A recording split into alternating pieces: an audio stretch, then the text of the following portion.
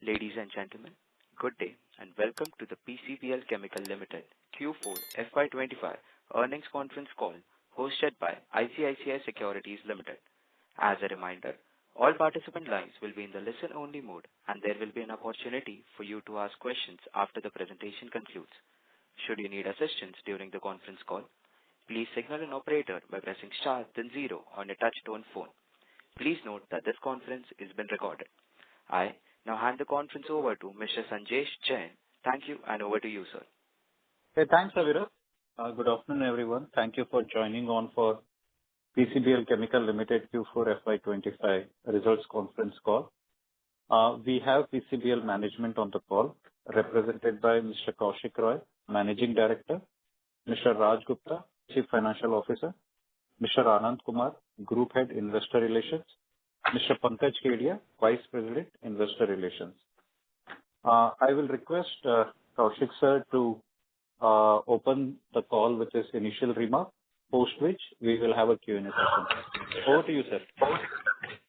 Thank you so much. Very good evening to all of you. I would like to extend a very warm welcome to each one of you for joining this call today to discuss Q4 and FY25 of PCBL Chemical Limited. I hope you have already gone through the investor presentation and the financial results which we have already uploaded on the stock exchange. And I'm honestly thankful to all of you for taking your time to join us today in this call.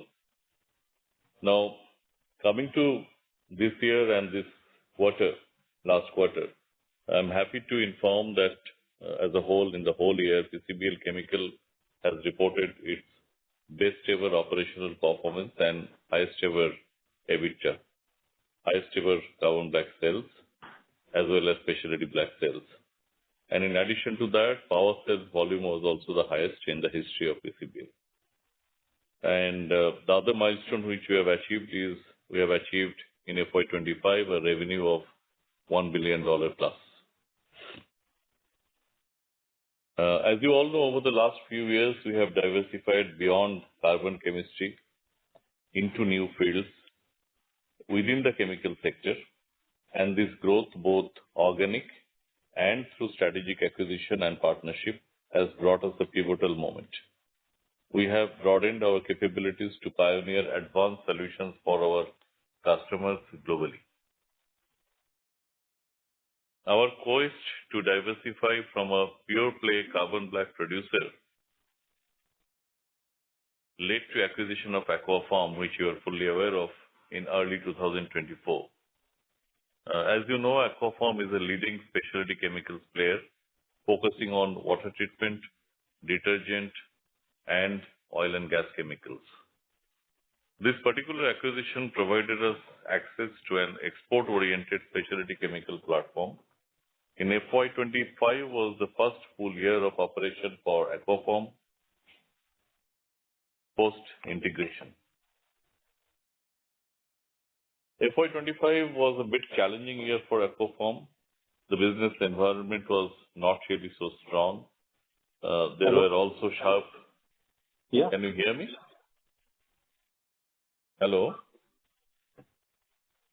Am I audible? Yes, sir, you're audible. Okay. As I said, as I was saying, FY25 was a bit challenging year for Aquafarm. The business scenario, the business environment was weak. There were sharp corrections in the yellow phosphorus prices, resulted in a soft performance. Phosphonates is a huge opportunity given Aquafarm's global leadership position. Raw material prices for phosphonates have now stabilized, which would be beneficial for us going forward. We have strengthened management capabilities. There were some gaps in that area and created a revamped organizational structure in Aquafarm now. We expect a very strong improvement in both operational and financial performance in Aquafarm in this financial year, which is FY26. The steps taken to improve cost and operational efficiency measures, value-added product launches, and strengthening of sales teams in USA and Europe has set a strong foundation for the next leg of growth in Aquaform in coming years. In oil and gas chemicals, Aquaform has less than 1% of global share, and we are working on strategies to increase our customer base, presence in multiple geographies, increasing capacity and supply chain capabilities. In the United States, oil and gas chemical opportunity is large, considering Mr. Trump's new policies focusing more on increased oil production. Keeping all these things in mind, we have also gone ahead with expansion projects which are on track and nearing commissioning. This would help us to accelerate the sales volume growth in coming years. We are also evaluating brownfield capex across all manufacturing locations in India as well as in USA. Within Aquaform, green chelates is another segment where we see strong growth opportunity with push towards biodegradable chelating agents in USA and Europe, as well as in China and India.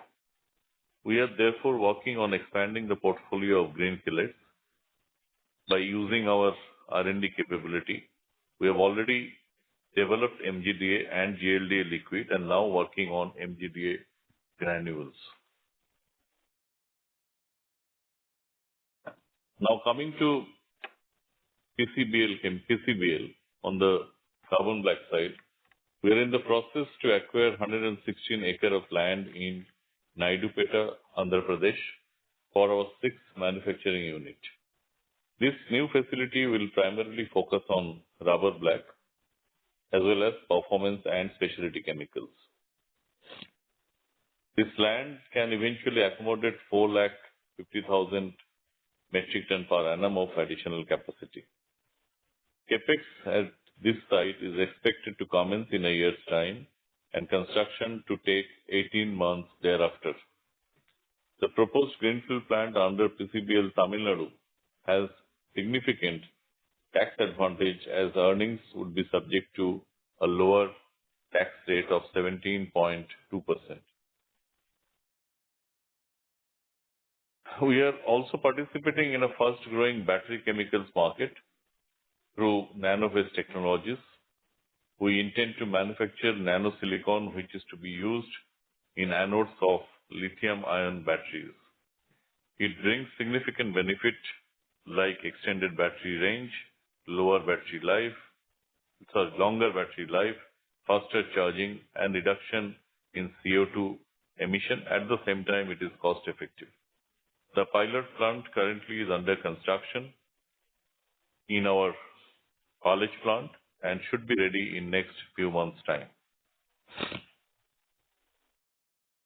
PCBL has also signed technology transfer agreement with a Chinese company for acetylene black capacity, which finds application in high voltage cables, batteries, semiconductor, packaging, conductive plastics, paints, and coatings. Global demand for this product, acetylene black, is approximately 70,000 ton or 70 KT, with 90% of supplies coming from China. We plan to set up an initial capacity of 5,000 metric ton per annum by FY27 and at Mundra. We are witnessing strong interest from across value chain partners for this. FY25 was the first full year operation for our new greenfield CB facility of 147,000 metric ton per annum in Tamil Nadu. We have already announced brownfield expansion of 90,000 metric ton in 2 phases in Chennai, Tamil Nadu. First phase, 30,000 metric ton, will be commissioned in next a few weeks' time, and the second phase of 60,000 metric ton along with 12 megawatt green power by FY26 end. We aim to cross 1 million tons capacity in carbon black by FY28. PCBL anticipates continuous growth in international market over next few years, driven by expansion into new geographies, strategic investments in supply chain capabilities, moving up the value chain, and the launch of new specialty grades. The capacity growth in EU and US has been stagnant, and Russian CB is banned by the European Union. In the process, PCBL is gaining market share in both EU and US. Tire industry growth outlook, both in India as well as at global industry level, continues to remain positive. With EV penetration rising across two-wheelers and passenger vehicles, we expect replacement demand to remain steady and positive.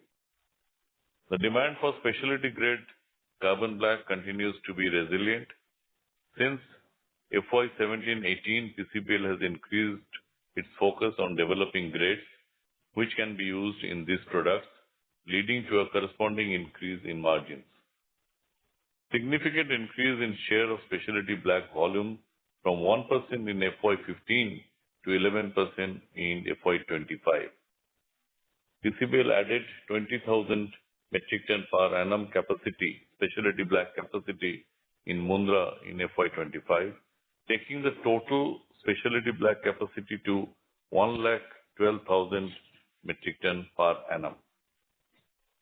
We also plan to set up 1,000 metric ton per annum specialty black capacity dedicated for superconductive grades where margins are obviously extremely high and is expected to be completed by end of FY 26. Over the last few years, the company deepened its research commitment comprising forward-looking investment in infrastructure, people and process, resulting in empowerment of the company with proven capabilities in product application, process efficiency, and product customization. Now I'll come to quarterly performance of PCBL Chemical Limited. But before that, just to give you a flavor of how we are looking at the business and what is the philosophy of the company, broadly, if you look at PCBL has got three major baskets or verticals of business.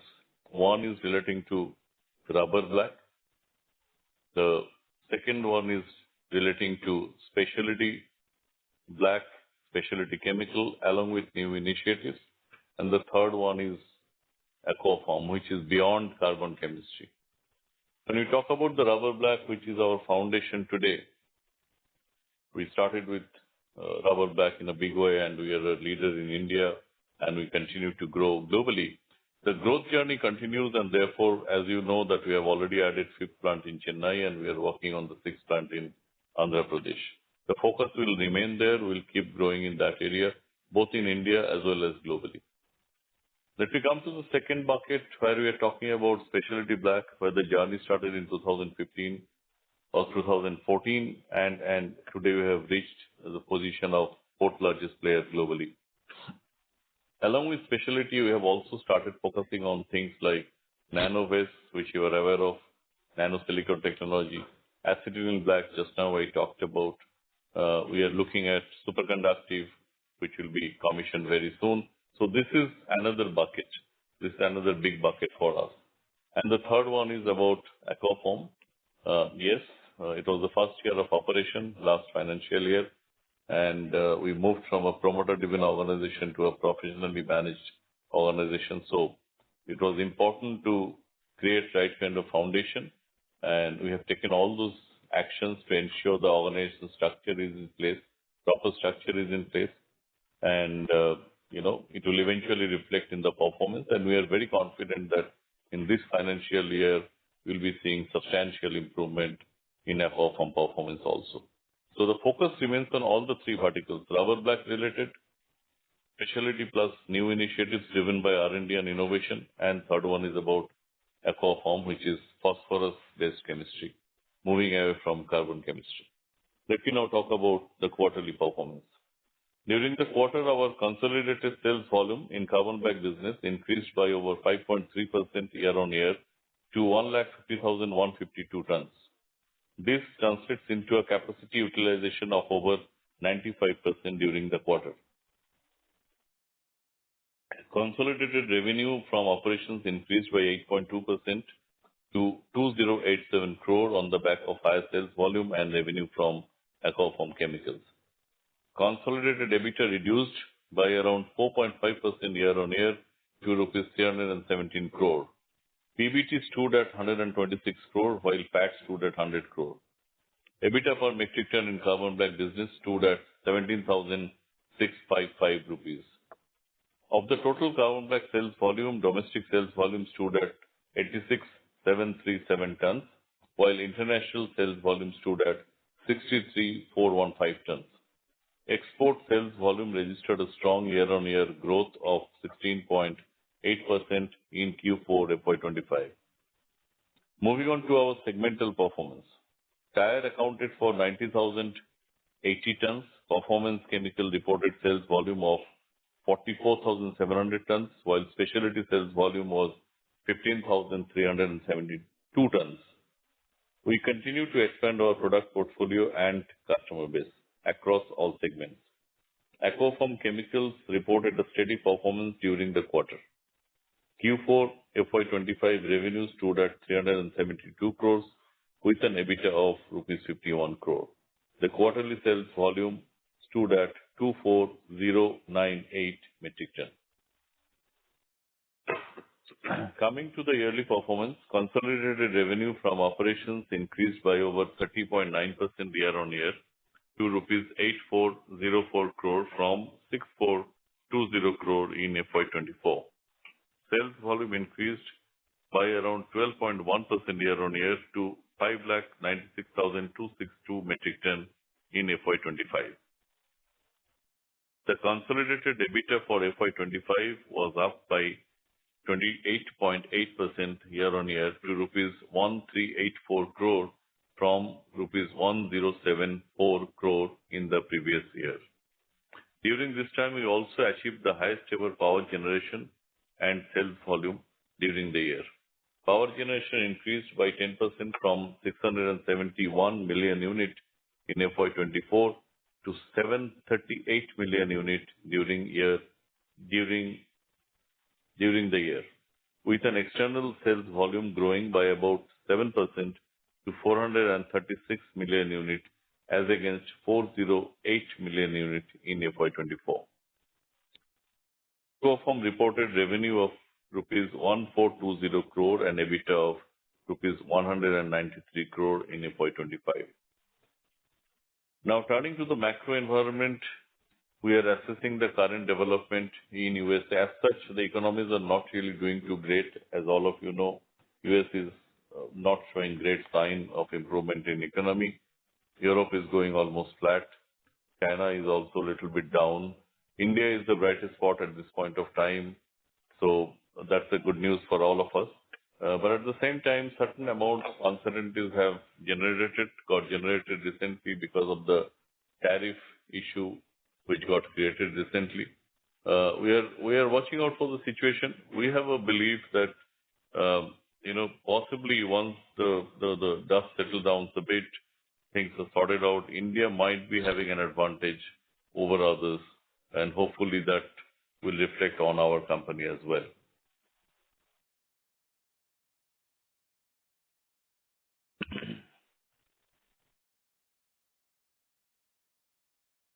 India's specialty chemical manufacturers may gain some share in USA because of this tariff issue.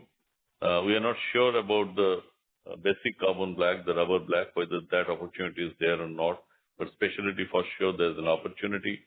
We might also see some benefit coming to Aquapharm's way as we go along. Currently, the carbon black exposure to US market is about 5% for PCBL. CBA exports to USA would be exempted from tariff for the portion of raw material which is procured from US, which is approximately 75%.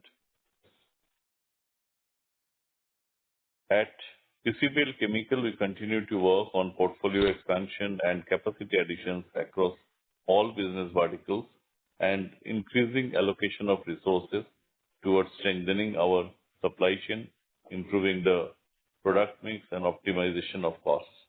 The long-term prospects of all the business segments remain positive, and we are on track to achieve our mid and long-term growth targets. All this achievement underscores our strong position within the industry and highlights the progress we have made in global specialty chemical space. PCBL has successfully set a strong foundation for its growth journey upwards. And with this, I would like to conclude, and the floor is open for your questions, please. Thank you so much. Thank you very much. We will now begin the question and answer session. Anyone who wishes to ask a question may press star and one on the touchtone telephone. If you wish to remove yourself from the question queue, you may press star and two. Participants are requested to use handsets while asking a question. Ladies and gentlemen, we will wait for a moment while the question queue assembles.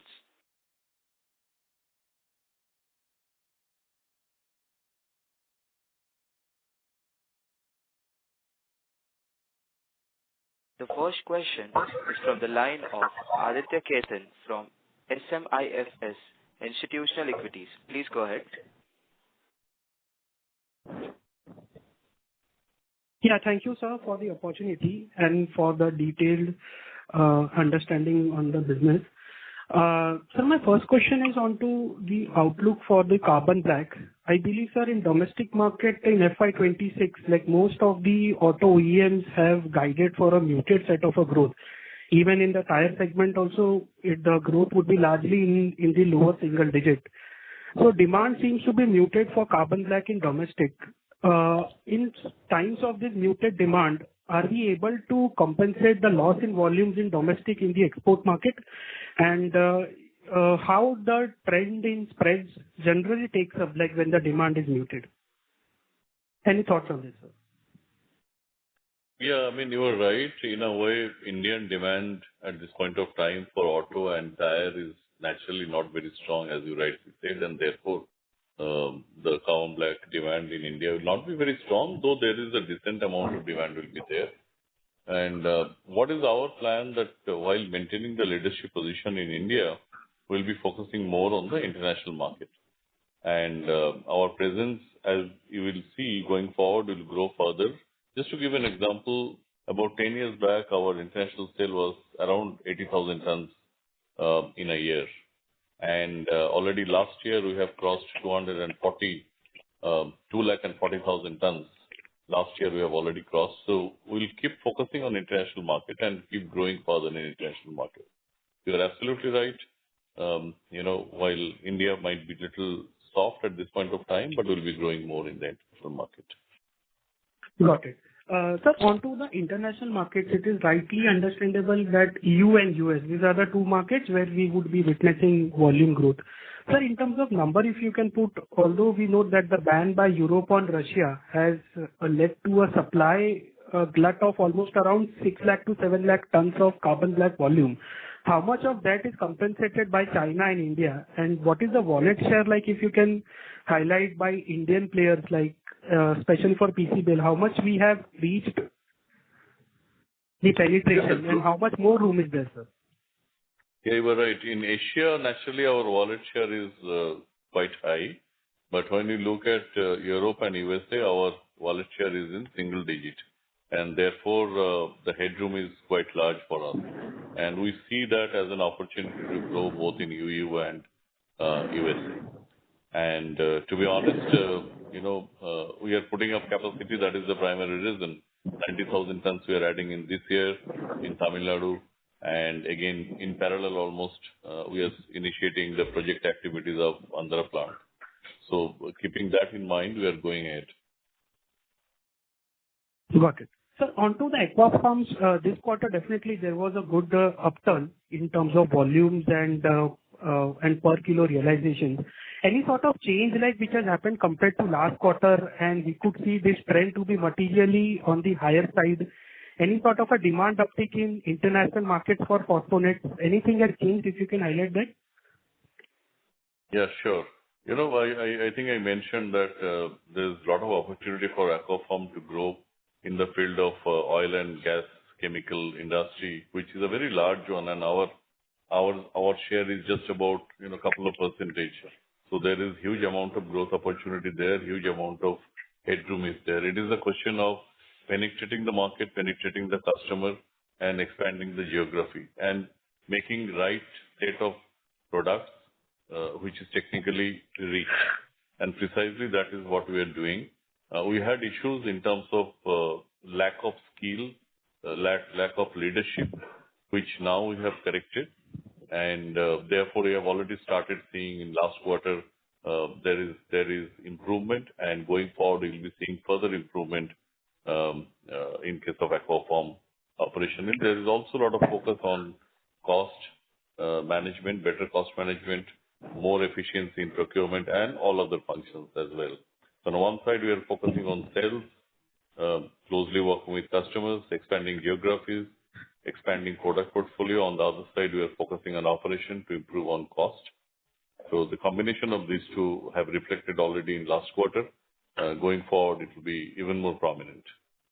Got it. And sir, the guidance of 15 to 20% volume growth in Aquafarm, that will be maintained. And sir, secondly, in FY25, the EBITDA was 194 crore for Aquafarm. This includes the other income also? Yeah, it does. Okay. So sir, how much would be that in this 194 crore EBITDA? Other income was 11 crore. Okay. Sir, for full fiscal FY25? Yeah. Okay. Okay. Sir, just one outlook on the debt side. Sir, this quarter we had witnessed some decline in the finance cost. I believe, sir, like we were also doing a capex of around 5,000 to 6,000 crores, and the cash flow which we would be generating largely would be used for that expansion going ahead. Alongside, sir, are we also focusing on reducing the debt? If yes, sir, what is the guidance for debt in FY26 and 27? Absolute debt level may not go down significantly from the current level unless crude goes down from here. We would be generating good cash flow, but we also have capex pipeline, not 5,000-6,000 crore, but next 5 years we will be spending around 3,500 crore. So on an average, about 700 crore every year will be the capex run rate, and consequently, absolute debt may not go down significantly from the current level. Interest rates have started cooling off, and a small reflection of which is there in our Q4 finance cost.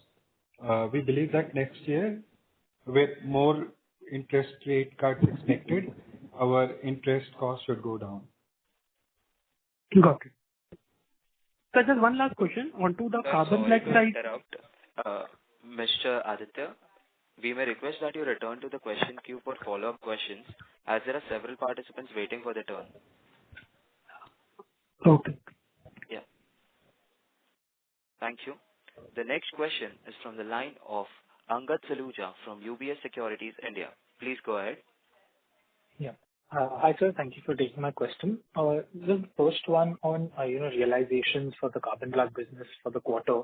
I think, we've seen a decline now for 2 consecutive quarters in realizations, and obviously now with crude also being slightly volatile in the last 1 odd month. How do you see the realization shaping up, for the next quarter and the year ahead? Like, what's your outlook on realization specifically? So this quarter, realization should be mostly flat. A small uptick, small improvement, because there is a quarter lag between the movement in crude prices and change in our realization. So first quarter, we would see very marginal improvement in realization, but then realization should not be seen as a reflection of change in margins. It is more reflective of the movement in raw material prices, which is linked to crude. But margin would depend on product portfolio and also demand supply situation, broader demand supply situation in the industry. Got it.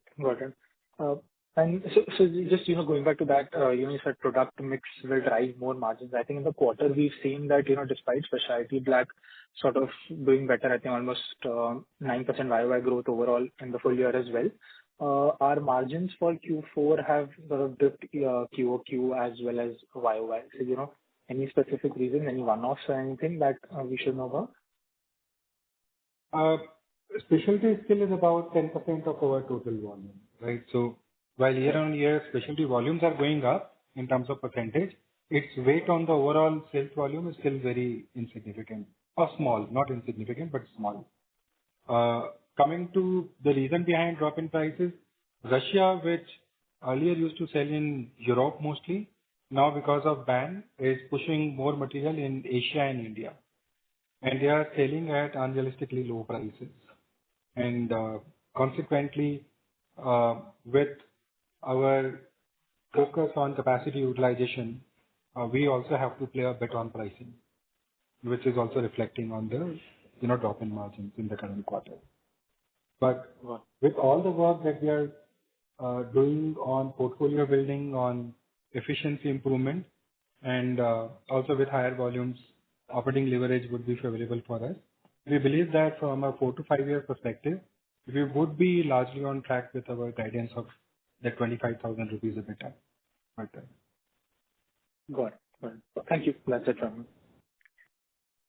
Thank you. The next question is from the line of Sanjesh Jain from ICICI Securities Limited. Please go ahead. Hi. Good afternoon, and thanks for taking my questions. First, touching upon the Aquapharm, this quarter EBITDA, because if I take 194 for the full year, it appears that we have done only 38 crore for this quarter, while the earlier run rate was 50 crore. On a much higher volume, much higher revenue, anything which has one-off or anything which has happened in the EBITDA margin for this quarter? The EBITDA for the quarter is 51 crore. I don't know where you're getting 38 crore. Because we have disclosed 194 crore for the full year. Yeah, 194 is for the full year. You're right. So in the first 9 months, what we have disclosed is 156 crore. So 194 minus 196 is 38.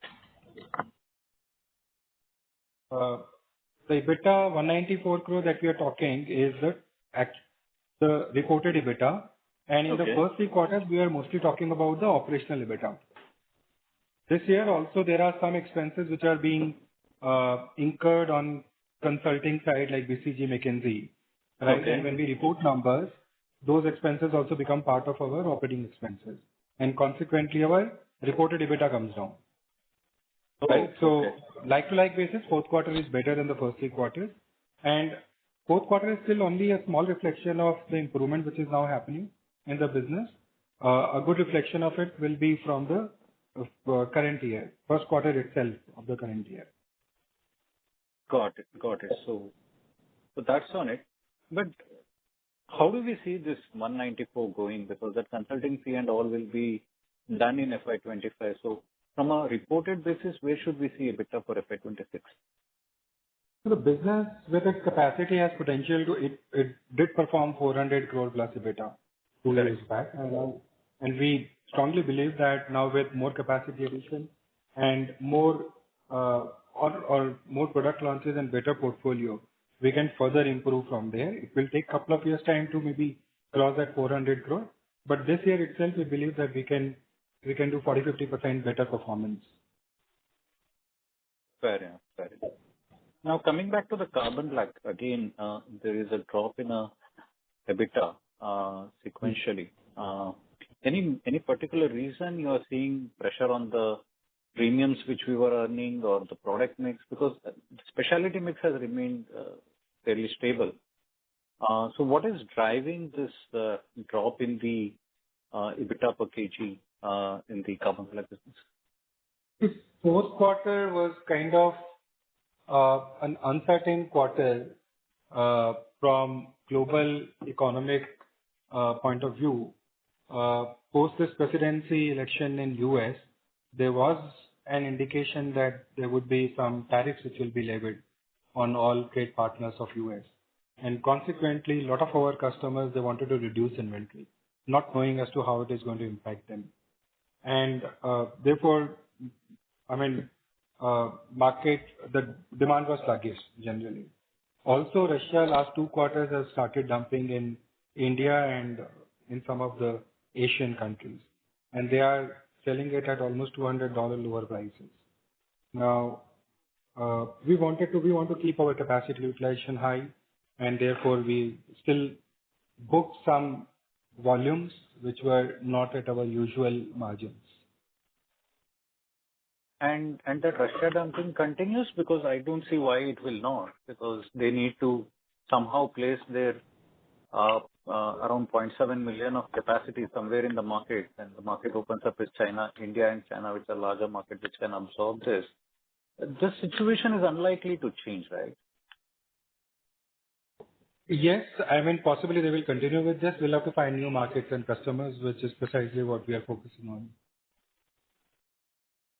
So when we say 25 rupees EBITDA per kg in next 3-4 years in such a scenario, can you help us understand the bridge, how we really want to transform this from the 17-18 rupees a kg EBITDA to a 25 rupees a kg EBITDA?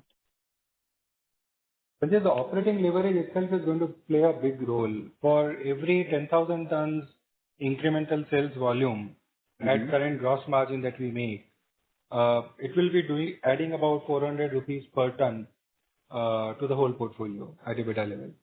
But we are already 95% utilization, right? How are we going to add that volume? Yeah, but we are adding capacity. 90,000 ton capacity is going to come in a year's time. 30,000 of which is almost full. Right, and then in a year's time we will have more brownfield and then eventually a greenfield in Andhra Pradesh. But greenfield is not going to add that much. No. Greenfield will also add, because the head office expenses are not duplicated, right? So they remain more or less stable, right? Maybe the operating leverage will be a little less there, but we will still have operating leverage. And this 400 rupees per ton is at 10,000 ton additional volume. We still have, cushion even with the brownfield expansion which is in pipeline to add just 4,000 rupees from operating leverage. But I'm not saying that our operating cost structure would remain same. So maybe half of that, about 2,500 rupees is going to come against this 90,000 ton capacity itself. And then product portfolio is also changing. For every incremental 1,000 tons of specialty sales, our blended EBITDA improves by about 60-70 rupees. And every year we can add between 7,000 to 10,000 tons additional specialty volume. Also in specialty, we are moving up the value chain. Our MD, Mr. Roy, just mentioned about 1,000 ton superconductive capacity. Now here the margin profile is likely to be in tens of thousands of dollars as against our current $400 average gross margin. So the margin profile in the new product launches will be very different from the conventional products that we have in the portfolio. And add to that the work that we have been doing on the yield side with still the sufficient cushion. We are not the best manufacturer even now. So when we are talking about 25,000, we are not saying that at that level we will get saturated. That's just our next 5 years, target. Maybe we'll do better. Got it. But any example, is any operator in the carbon black doing 25 rupees EBITDA per kg? 25 rupees EBITDA will be difficult because different countries have different cost structure. But at gross margin level, there are certainly companies which have at least 7,000-8,000 rupees better margins than us. Fair enough. Just last question from my side. This acetylene based what we are trying to do, the specialty, the raw material will come from China, and the capacity which we are putting, the technology is also coming from China. Is that a fair understanding? And how much more profitable is this product from the EBITDA per kg perspective? Your understanding is correct with respect to the technology and the raw material. And what we are seeing in India currently imports about 2,000 ton of acetylene black, and it is sold at around $800 to $1,200 a ton currently. Sorry, $4,000 to $5,000 a ton, and with $800 to $1,200 kind of margin per ton, which is almost 3x what we do. Yeah. Fair enough. That's it from my side. Thanks for taking all those questions, and best of luck for the coming quarter. Thanks, Sanjesh. Thank you. Thank you. The next question is from the line of Krishan Parvani from JM Financial. Please go ahead. Yeah, hi, sir. Thanks for taking my question. Three from my side. First, on the carbon black side, what is the, volume growth headroom in FY26, considering the time taken to bring the new capacities on stream? We should be doing about 650 to 60,000 tons, which is about 9 to 10% increase over our FY25 volumes. Okay, so you do have a growth headroom from that 90,000 expansion that you are doing at Tamil Nadu. So from there, you are expecting an incremental probably as 50, 60,000 tons. Is that correct? We have about 35,000 tons of capacity cushion already. And then one 30,000 ton line is ready for commissioning in Tamil Nadu, which is part of 90,000 tons. So that itself would give us this additional 50, 60,000 tons. And then once the larger line of 60,000 tons is commissioned, which will be towards maybe third or fourth quarter of this year, then we will have more capacity available, but we are not counting that in our current numbers, this 50, 60,000 tons volume. Okay, and you are fairly confident with the domestic demand, not very strong, I think, Kaushik's earlier commentary. So, with the export volumes, with the strong export volumes, you are confident of achieving 650 to 660 KTPA, correct? Yes, we are. Okay. Secondly, I don't know, I mean, if you mentioned it earlier, the reason for decline in carbon black spreads this quarter, and probably, what's your aspiration for, let's say, for the next year and a year after that? See, the market remains extremely volatile, and therefore it may not be very linear kind of improvement in our margins. So, like in past, you have seen that in some years our margin jumped by 2,500 rupees also, and similarly in some years it tend to remain flat. So while on long-term basis, maybe 3 to 4 years basis, we are fairly confident that with our initiatives, with change in portfolio, right, and with operating leverage playing its role, we will be moving towards the targeted number. But immediately in 1 year, 2 years, there are a lot of things which are changing very rapidly. Like this tariff thing itself, this US tariff thing, how it is going to impact the entire ecosystem of auto industry across globe, that is yet to be assessed. So I would say that this is little early for us to comment on how margins are going to be this year, but we believe that we should be able to maintain our margins. Okay, maintain it probably 18-20 rupees. Is that correct? Or... Our current year's average EBITDA margin is around 20,000 rupees per ton. Yeah. Okay. Yeah, 18-20. That's a range. Yeah. Okay. So, and lastly on Aquafarm, just one or two clarification. So our Q4FY25 EBITDA is 51 crores, while our EBIT is 19 crores. So I think depreciation is closer to 32 crores. So just wanted to understand why is the depreciation so high for largely depreciated assets that you had acquired? We acquired this company at around 4,000 crore. Yeah. And as per accounting regulations in India, the difference between the physical value of physical assets and the acquisition value, that becomes intangible assets, which are available for amortization and which also carries tax benefit. Okay. So a good portion of this depreciation and amortization is on account of amortization of intangible assets. The quarterly run rate is 23 crore. Okay, so 23 crores. And then what explains the difference between the 32? Is it other income, 9 crore, or was it? What is it? So the balance is the physical asset depreciation. You mentioned. Okay, fair enough. You're saying that physical asset depreciation is 9 crore quarterly, and then the intangible is okay. Fair enough. And this intangible amortization is also entitling us for a tax shield. It is going to be used almost around 500 crore, and which kind of makes profit of India business exempt from tax for next 7 to 8 years. That's the kind of shield that we are going to get out of it. Okay, fair enough. So, got it. And I think, just one last bit. On the Aquafarm EBITDA side, I think you were till about last quarter you were guiding that, by the end of FY25, exit run rate of EBITDA should be about 70-80 crores. So how far are we from that exit run rate of 70-80 crores quarterly in Aquapharm? 70-80 crore guidance was for FY26 fourth quarter is what we said we will be reaching. And we are fairly confident that we would reach or, God willing, cross that number. Okay. Fair enough, sir.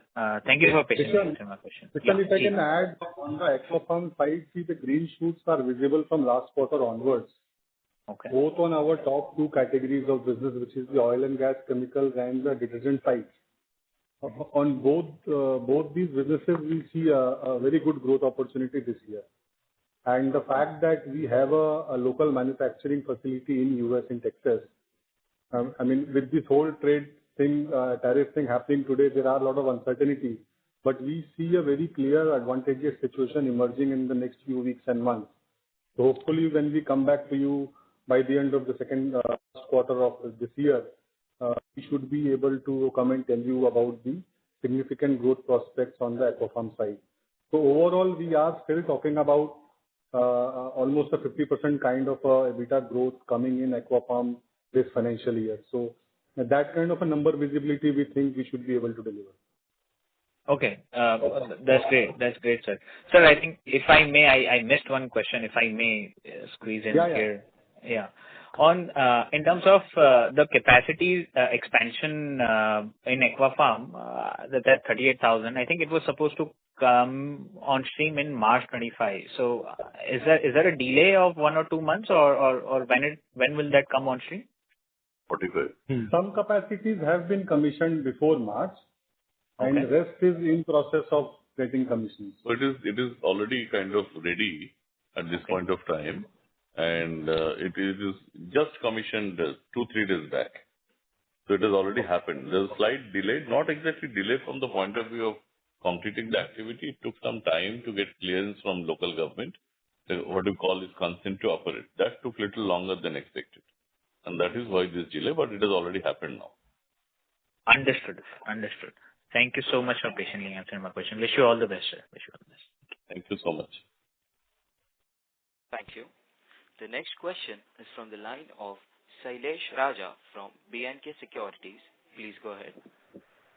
Yeah, thanks for the opportunity, sir. So we are planning to set up the nano waste facility in college and also within 10,000 tons capacity for acetylene black in Mundra. So why are we not considering Naidupet for these two projects? Are these two products not eligible for 17% concessional tax rate in Naidupet? No, Sailesh, actually, our R&D team operates out of Palej plant. And these products, these lines will be would require a lot of technical support and R&D support. And therefore, we are planning to set it. Also, Andhra will take time. Andhra, even getting the MOEF approval, etc., will take at least a year's time. We can't afford to delay our projects. Right? So, you want to add something? Okay, sir. Sir, my second question on the input-output ratio trend. This has been one of the key drivers behind the improvement in our job spreads over the last 5 years. So currently, our approximate input-output ratio stands at 1.8:1 in standard and performance carbon black. So based on my estimate, that's a 10 bits improvement in ratio translated to saving of 150 crores. Is my understanding is right? And what is our target input ratio over the next 2-3 years? So you may not be able to calculate it based on the raw material consumed and the overall production level, because the portfolio itself is changing and not all grades have the same input-output ratio, right? But internally, we have the benchmarks for each of the grade that we produce. And for 1% improvement in yield, it's almost like 100 odd crores, 150 odd. At current, it will also have a relevance to crude prices. At current crude prices, about a 1% yield improvement is about roughly 1,300-1,400 rupees EBITDA per ton for us. Okay, sir. Thank you. Alex, are you there? Thank you. The next question is from the line of Siddhant from Tusk. Please go ahead. Yeah. Am I audible? Yes. Sir, I just wanted a little clarity on the NanoVis technology.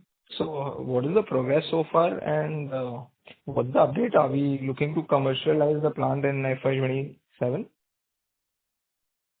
Yeah. So NanoVis, currently we are working on the pilot plant. All orders have been placed, and on the ground activity will start very soon once the supply starts. And we are expecting by end of this financial year, end of this calendar year, which is October to December, during that quarter, we should be able to commission that plant. And in parallel, we have already started discussion with prospective customers, both in battery side as well as anode side. And in addition to that, also with some of the leading automobile manufacturers. So both activities are going on in parallel. And once we get approval from them based on the pilot plant samples, we'll immediately start the commercial plant thereafter. But in terms of technology, we have already established like credibility, right? Oh yes, absolutely, absolutely, absolutely. Okay. And so regarding FY27, we are looking to commercialize the plant, right? No, we are looking at FY28 mid to commercialize the plant. The pilot plant will be ready by end of this calendar year. Okay. After that, we will need to give some time for approvals and to put up the new capacity, the commercial capacity, which will take roughly about little more than a year. Right. And just to understand the technology, so basically we are replacing the graphite part in the anode with silica, right? No, not really. We are mixing nano silicon with graphite at certain percentage. We are not replacing. Okay, both are combined together to increase the life cycle of the battery. It's a hybrid thing. It will increase the life cycle of the battery. The charging between two charging interval, it will be much higher. Life of battery will be much longer. And at the same time, the emission level will come down substantially. So combination of all three, and additionally, cost overall will go up over a period of time. Per running kilometer, the cost will go up. Right. And in terms of in terms of this technology, is there anyone like any competitor who is also looking to explore this, or are we the only ones having this technology right now? You can say in a way that nanosilicon, the kind of technology we are exploring, we are one of its kind in this area. There are other players, but it is so far not commercially viable or cost effective. Okay, so the first mover advantage will remain with us. Absolutely. Absolutely. That's what the expectation is. And the cost, the revenue price will be $100. We are still sticking to that number. No, that was an assumption. That was an assumption that we took, which is a very conservative assumption. Obviously, if it is selling at a higher price in market, there would be some discount to it that we will offer, but it may be higher than $100 also, for all we know. It's a little early for that. That was for our internal conservative calculation of profitability. Right. Thank you so much, sir. That will be it from me. Thank you. The next question is from the line of Rolin Nandu from Edelweiss Public and Alternatives. Please go ahead. Yeah, hi team. Thank you for taking my question. I just want to understand our philosophy on this capex, right? See, given that in domestic market we don't know by when this Russia dumping will end. Now on the export market also there is uncertainty on tariffs, right? But at the same time you mentioned that you can't wait for approval to come in Tamil Nadu, where we have probably a favorable tax regime there, right, in some sense, and hence we are expanding our facility.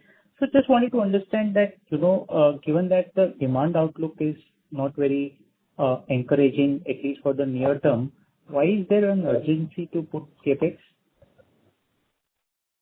Well, we are already operating at about 90% capacity. That's number one. Number two, the lines that Sailesh was talking about were more on the specialty grades of carbon black side, for which we would require to provide a lot of technical and R&D support, which currently is not available in our Tamil Nadu plant.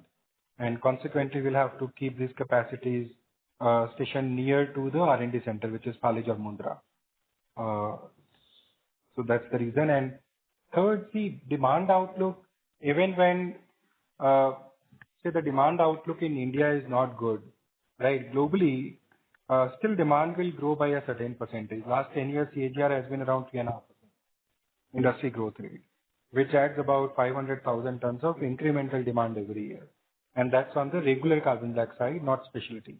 Specialty is a different market dynamics altogether. So there is sufficient cushion in market.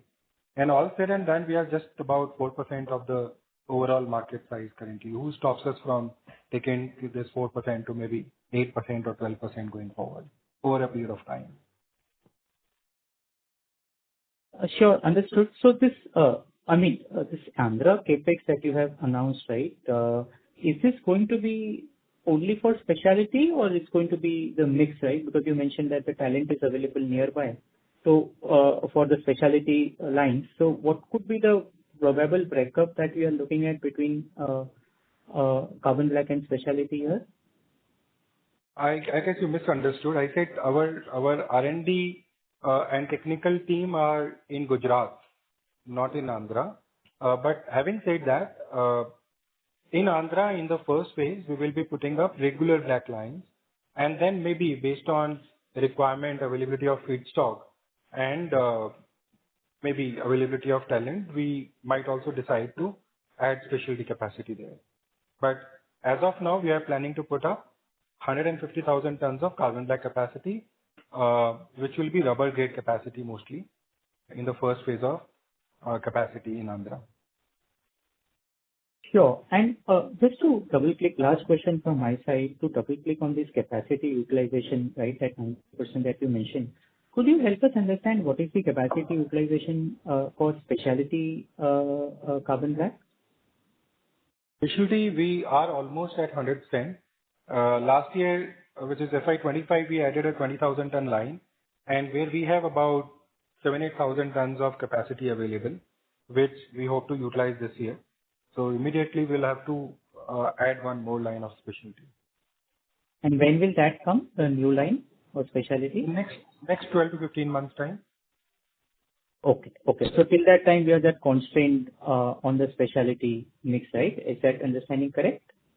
Not constrained, because this year we already have capacity cushion. So the capacity which came up in FY25 is largely available for this year's growth. And by the end of this year, we will have that line almost ready, the new line. Okay, that's it from my side. Thank you, team. Thank you. Thank you. The next question is from the line of Romil Jain from Electrum PMS. Please go ahead. Mr. Romil. Excuse me, Mr. Romil. Am I audible to you?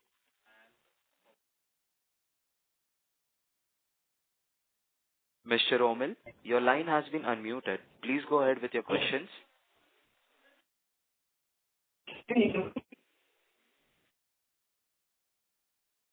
As there is no response from the line of the current participant, our next question is from the line of Sara from UVR Fund Advisory. Please go ahead.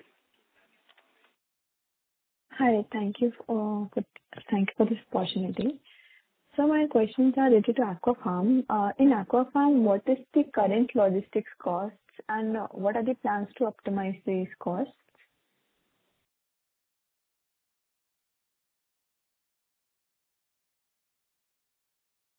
Excuse me, sir. Saying that in terms of percentage? No, sir, absolute. Currently, our... And per ton basis, sir. So it could be very different. So Aquafarm has manufacturing facilities in 3 geographies, US, India, and Saudi Arabia. And from there, it caters to different markets. So there will not be any uniform logistics cost.